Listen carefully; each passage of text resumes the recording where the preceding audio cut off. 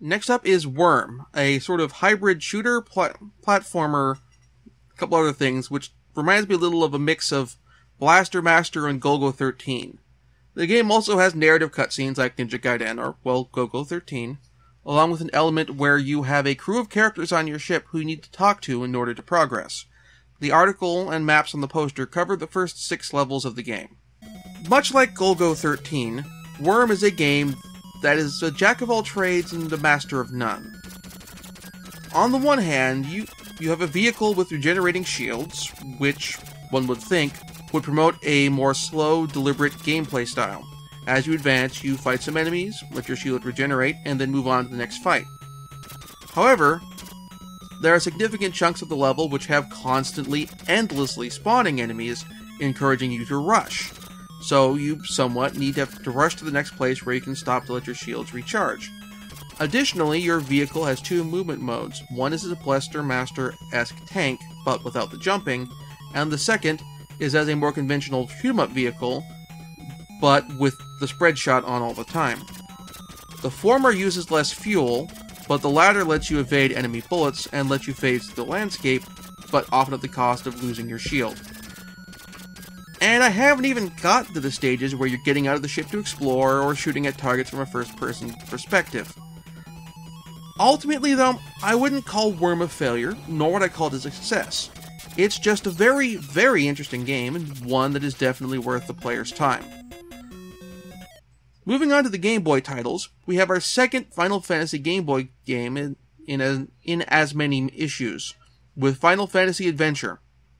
This title is more of an action RPG, which, well, makes sense, as this is the first game also in the Seiken Densetsu or Mana series. The guide itself has detailed maps and tips to the 4th overworld area of the game. Now, at this point in the Game Boy's life, it doesn't have its Legend of Zelda, and won't have an official Legend of Zelda title for a couple years. So, Final Fantasy Adventure does a fantastic job of basically being a third-party Legend of Zelda.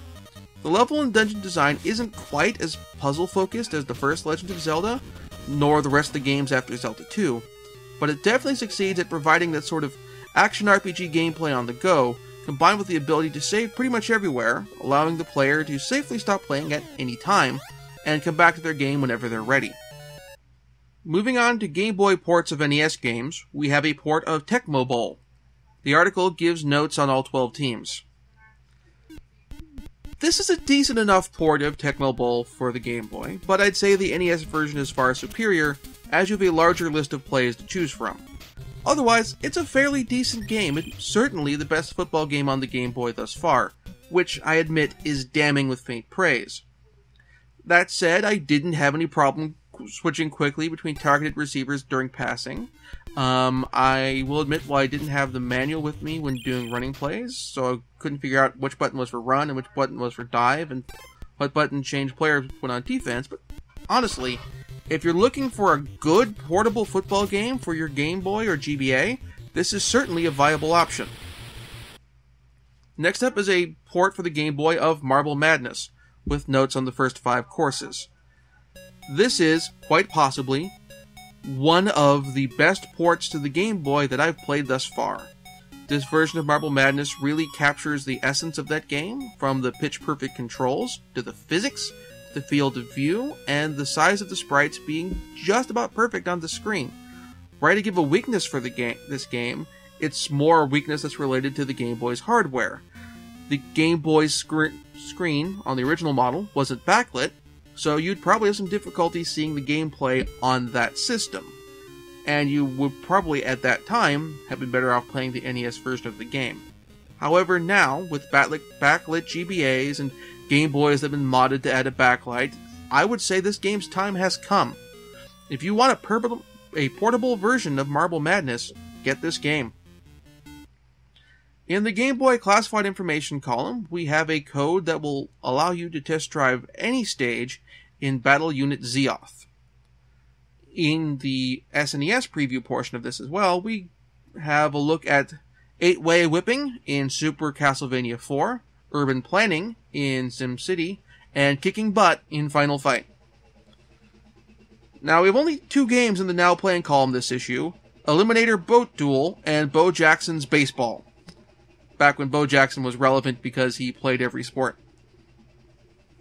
In Counselor's Corner, we have tips on which characters to use to get what crowns in Legacy of the Wizard. And in the top 30, we have 2 titles entering the list. There's Battletoads, which we previously covered, and the RPG Faris, which has been previewed, and which hasn't been reviewed in the past. Our celebrity profile this issue is of Bart Simpson, who is a fictional character, and thus this is cheating. Boo! In Pack Watch, the NES is getting Tailspin from Capcom and a home port of the PC RPG Might and Magic.